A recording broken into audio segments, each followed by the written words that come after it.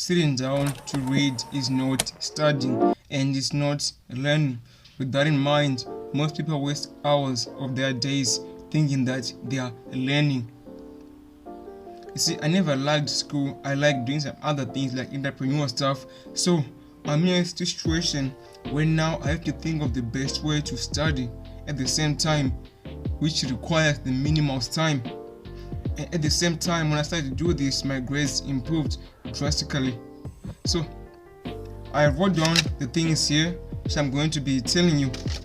And by the end of the video, I hope that you can learn something today which you are going to apply, which is going to change the way you approach studying. And I also leave you with a challenge for today. So this is going to change your life. My name is Blessing, and studies have shown that the best way to learn, to actually remember stuff, is what's called active recall. So just simplifying this, you don't need to sit down to actually read words. Well, if you absolutely have to, then it's fine, you can do that. But the best thing to do is actually do past exam questions. So you're just forcing your brain to remember what you have read by doing past exam questions, and that is the best way to learn. There are multiple studies which have actually shown this. And besides, they're going to ask the same thing in a slightly different way. So with that in mind, just repeating what they did, what they asked last year, is going to put you ahead of 99% of people. You know, I remember being a person who was addicted to video games. Like, I wasn't addicted to gaming and stuff, but I was watching gaming videos on YouTube. So because of that, I believe I was addicted to gaming, because I would spend about 2 hours per sitting watching YouTube videos, and then at school during lunch I was watching gaming videos, and my friends thought that was cool. Weird. But during that time, my grades were trash. Why? Because I was overstimulating myself.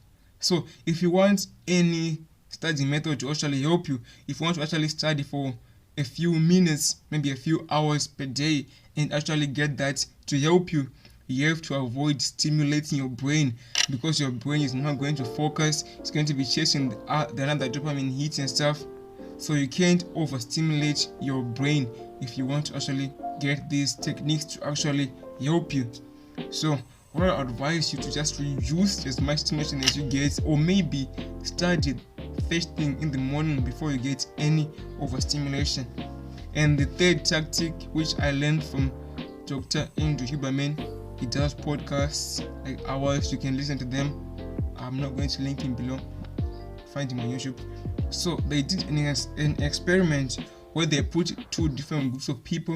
In the first group, they were asked to just read and then leave. The second group, they were asked to read, and then after they're done reading, they dip their hands in cold water.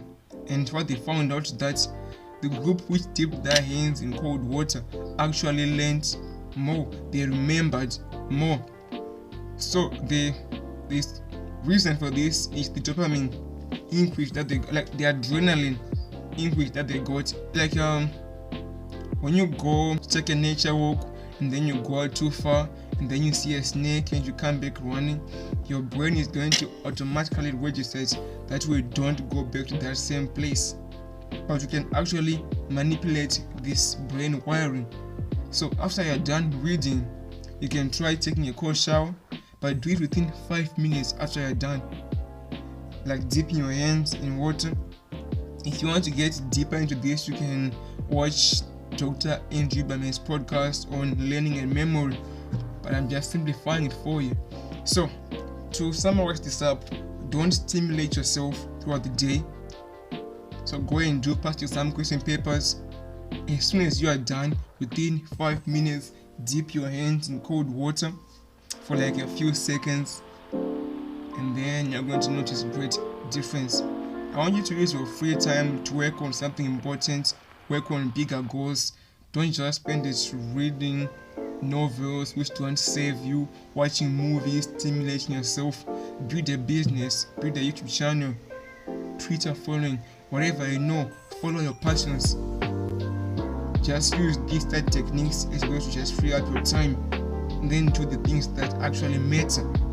The challenge for today, want you to find out what's stimulating you and then try to drastically remove it as much as possible. If you want to tell me about it, you can send me an email via my newsletter. I have a newsletter, you can join it. First link in the description, and I'll see you there. See you at the top.